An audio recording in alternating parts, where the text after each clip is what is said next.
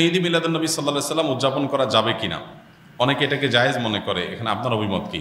দেখুন, আমি অভিমত না দিয়ে কয়েকটা প্রশ্ন রাখব, অর্থাৎ প্রশ্নের উত্তরে আবার পাল্টা প্রশ্ন আমি ছুড়ে দিতে চাই, বিশেষ করে যাদের এটা নিয়ে সত্যিই জানার আগ্রহ আছে। অনেকে তো প্রশ্ন লেখেন জানার জন্য না, প্রশ্ন লেখেন হলো ওনার পক্ষের মতটা বের করে আনার জন্য।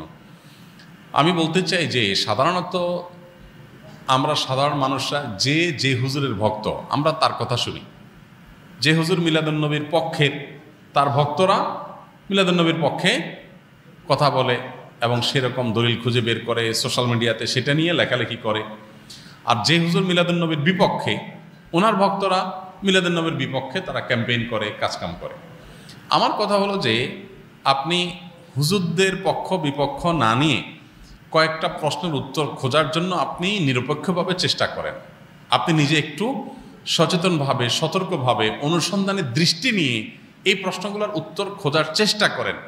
আপনি শুধু উত্তর খোঁজার যদি সিরিয়াস চেষ্টা শুরু করে দেন এবং নিরপেক্ষভাবে চেষ্টা করেন, আমার বিশ্বাস যে আপনাকে আল্লাহ তাআলা হেদায়েত এবং সঠিক পথ যেটাই সেটা আল্লাহ তাআলা আপনাকে দেখিয়ে দিবেন। শর্ত হলো আপনি আগে গিয়ারটা নিউট্রালে এনে তারপরে খুঁজতে হবে। আমরা যারা গাড়ি চালাতে জানি তারা জানি যে গিয়ার, আপনার ম্যানুয়াল গিয়ার সাধারণত গাড়ি, এটা আপনার নিউট্রালে থাকার পর স্টার্ট দিলে গাড়ি স্টার্ট হবে। গিয়ার একটা দিয়ে রেখে দিয়েছেন আগে, এরপর আপনি স্টার্ট দিচ্ছেন, তাহলে গাড়ি কি হবে না? স্টার্ট হবে না, গাড়ি দৌড় দিবে, লাফ দিবে, সেটা সঠিকভাবে সার্ভিস দিবে না। এখন আপনি নিজে আগে মিলাদুন্নবীর পক্ষের অথবা বিপক্ষের একটা গ্রুপের থেকে এরপরে বলতেছেন হ্যাঁ এই ব্যাপারে আপনি কি বলেন, কোরআন হাদিসে কি আছে, আপনি জানার চেষ্টা করছেন। এইভাবে আপনি আসলে সত্য জানতে পারবেন না। সত্য জানতে হলে আপনাকে নিউট্রালে থাকতে হবে যে ঠিক আছে, আমি এটা নিয়ে অনুসন্ধান চালাই, পড়াশোনা করি, স্টাডি করি এবং আমার স্টাডির পর নিরপেক্ষভাবে সত্যিটা জানার জন্য আমি চেষ্টা করি। আল্লাহ তাআলার কাছে দোয়া করি আল্লাহ যেন আমাকে হেদায়েত করেন, গাইড করেন, তাহলে আপনি ইনশাআল্লাহ সঠিক পথ পাবেন। এবার আসেন প্রশ্নগুলো কি কি। এক নম্বর প্রশ্ন হলো, নবী করিম সাল্লাল্লাহু আলাইহি সাল্লামের যেদিন জন্ম হয়েছে, মিলাদুন্নবী মানে হলো নবী সাল্লাল্লাহু আলাইহি সাল্লামের জন্ম, এটাকে কেন্দ্র করে উদযাপন, আনন্দ ইত্যাদি। প্রশ্ন হলো, নবী করিম সাল্লাল্লাহু আলাইহি সাল্লামের যে তারিখে জন্ম হয়েছে সেই তারিখটা কি চূড়ান্ত এবং অবিতর্কিত কিনা, অর্থাৎ অমুক তারিখে তিনি জন্মগ্রহণ করেছেন, ইতিহাসবিদগণ এ ব্যাপারে একমত কিনা বা হাদিস গ্রন্থগুলোতে এটা সুস্পষ্ট আসছে কিনা, এটা আপনি একটু জানার চেষ্টা করেন। আপনি যদি খোঁজ করেন, অনুসন্ধান চালান, তাহলে কিন্তু আপনি জানতে পারবেন, জানতে আপনার কষ্ট হবে না খুব বেশি, যে আসলে নবী সাল্লাল্লাহু আলাইহি সাল্লামের জন্মের তারিখটা এটা চূড়ান্ত কি চূড়ান্ত না। আপনি যদি অনুসন্ধান করেন, আপনি দেখতে পাবেন যে নবী সাল্লাল্লাহু আলাইহি সাল্লামের জন্মের এক্সাক্ট তারিখ নিয়ে ইতিহাসবিদদের মধ্যে নানা রকমের মত আছে। তাহলে কিভাবে আপনি চূড়ান্তভাবে একটা দিনকেই নিশ্চিত করে ধরে সেদিনকে আপনি উদযাপনে যেতে পারেন? নাম্বার এক, আপনি খোঁজার চেষ্টা করেন যে ওনার জন্মের তারিখটা এটা কি সুনির্ধারিত, অবিতর্কিত, নাকি এটা নিয়ে নানা মত আছে। আপনি একটু পড়াশোনা করার চেষ্টা করেন। নাম্বার দুই, নবী করিম সাল্লাল্লাহু আলাইহি সাল্লামের জন্মের তারিখটাকে তিনি নিজে উদযাপন করেছেন কিনা প্রতি বছর, এটা আপনি একটু জানার চেষ্টা করেন।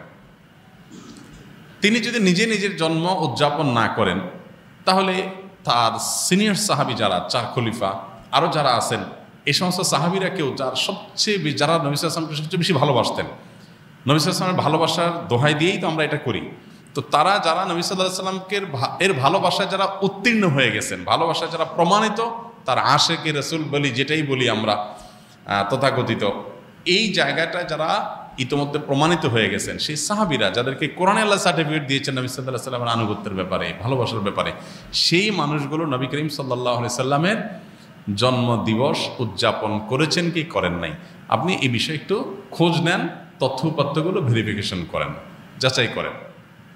তৃতীয়ত হলো যে জন্মদিবস উদযাপনের এই কালচার কোত্থেকে আসছে, আপনি এটাও জানার চেষ্টা করেন। আপনি যদি এটা নিরপেক্ষভাবে এটা শুরু কোত্থেকে আসছে দেখেন, আপনি দেখবেন এটা অগ্নিপূজক, প্রকৃতি পূজারী তাদের কাছ থেকে আসছে। এবং একসময় খ্রিস্টান ধর্মেও এই জন্মদিবস উদযাপন করাটার ব্যাপারে নিরুৎসাহিত করা হতো, নিষিদ্ধ করা হতো। পরবর্তীতে তারা নিজেরা আবার ওই প্যাগানদের দ্বারায়, প্রকৃতি পূজারীদের দ্বারা প্রভাবিত হয়ে তারাও তাদের নবীর জন্মদিবস উদযাপন শুরু করেছেন। আমাদের নবী সাল্লাল্লাহু আলাইহি ওয়াসাল্লাম বলেছেন, লা তুতরুনি কামা আতরাতিন নাসারা ইবনে মারইয়াম, তোমরা আমাকে নিয়ে বাড়াবাড়ি করিও না যেভাবে খ্রিস্টানরা ঈসা আলাইহিস সালামকে নিয়ে বাড়াবাড়ি করেছে। অতএব নবী করিম সাল্লাল্লাহু আলাইহি ওয়াসাল্লামের মিলাদুন্নবী পালন করবেন কি করবেন না, উদযাপন করবেন কি করবেন না, সেই প্রশ্নের উত্তর আপনি পেয়ে যাবেন যদি আমার এই তিনটা প্রশ্নের উত্তর আপনি নিজে অনুসন্ধান করে জানার চেষ্টা করেন। আল্লাহ আমাকে আপনাকে আমাদের সবাইকে হেদায়েত এবং সত্যিকারের যে সঠিক পথ সেটা আল্লাহ তাআলা আমাদের সবাইকে আল্লাহ তাআলা দান করুন।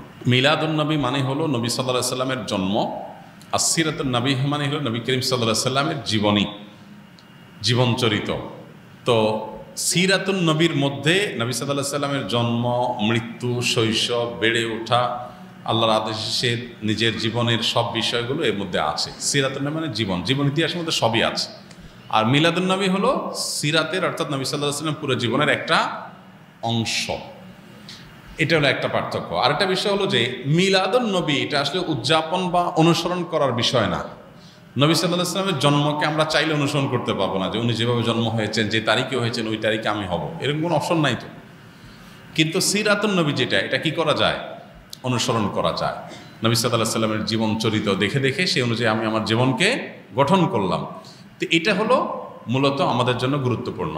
আমাদেরকে নবী সাল্লাল্লাহু আলাইহি সাল্লামকে আল্লাহ দিয়েছেন তাকে অনুসরণ করার জন্য। তাকে অনুসরণ করার নামগন্ধ নাই, কিন্তু তার মহব্বতের দাবি করে আমি যাচ্ছে তা করে বেড়ালাম, তো এটা আসলে ইসলাম হতে পারে না।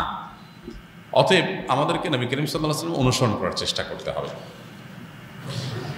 ডিপ্রেশন, দুশ্চিন্তা থেকে মুক্তির উপায় কি? ডিপ্রেশন এবং দুশ্চিন্তা এখন ঘরে ঘরে। যত বেশি সম্পদ, যত বেশি মানুষের দিনকাল ভালো, তত বেশি মানুষের মধ্যে দুশ্চিন্তা, ডিপ্রেশন বেশি।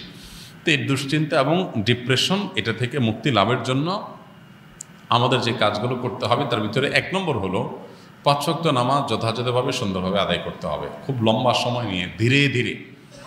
দ্বিতীয়ত, আপনি বেশি বেশি করে কোরআনে কারিমের অর্থ সহকারে তেলাওয়াত করবেন। এটি দুশ্চিন্তা থেকে মুক্তি লাভের জন্য অন্যতম কারণ। বিশেষ করে সূরা ইউসুফ সম্পর্কে অনেক উলামায়ে বলেছেন, এটা অর্থ সহকারে বুঝে পড়লে, মহব্বতের সাথে পড়লে, তাজবিদের সাথে সুন্দরভাবে পড়লে ইনশাআল্লাহ দুশ্চিন্তা থেকে মানুষ বাঁচতে পারে। তৃতীয়ত, দুরুদের আমল। এ সম্পর্কে হাদিসে পরিষ্কারভাবে আমাদেরকে নবী সাল্লাল্লাহু আলাইহি সাল্লাম নির্দেশনা দিয়েছেন যে নিয়মিত যদি কেউ দুরুদ পড়ে, সবসময় দুরুদ পড়ে, তো আল্লাহ তাআলা তাকে দুশ্চিন্তা মুক্ত করেন। আরেকটা হলো ইস্তেগফার। ইস্তেগফার যদি কেউ নিয়মিত পড়েন, তাকেও আল্লাহ তাআলা দুশ্চিন্তা থেকে হেফাজত রাখেন। আর এছাড়া দুশ্চিন্তা থেকে মুক্তি লাভের জন্য একটা বিশেষ দোয়া আছে। নবী সাল্লাল্লাহু আলাইহি সাল্লাম পড়তেন, আল্লাহুম্মা ইন্নী আউযু বিকা মিনাল হাম্মি ওয়াল হাযান ওয়া আউযু বিকা মিনাল আজজি ওয়াল কাসাল ওয়া আউযু বিকা মিনাল বুখলি ওয়াল জুবন ওয়া আউযু বিকা মিন গালাবাতি দাইনি ওয়া কাহরি রিজাল। এই দোয়ার প্রথম অংশ যেটা, আল্লাহুম্মা ইন্নী আউযু বিকা মিনাল হাম্মি ওয়াল হাযান, আল্লাহ আপনার কাছ থেকে দুশ্চিন্তা, পেরেশানি, ডিপ্রেশন থেকে আমি পানা চাই। এ দোয়া বিশেষ করে পাঠ করবেন।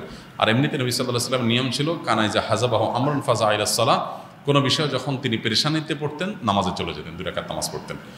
আর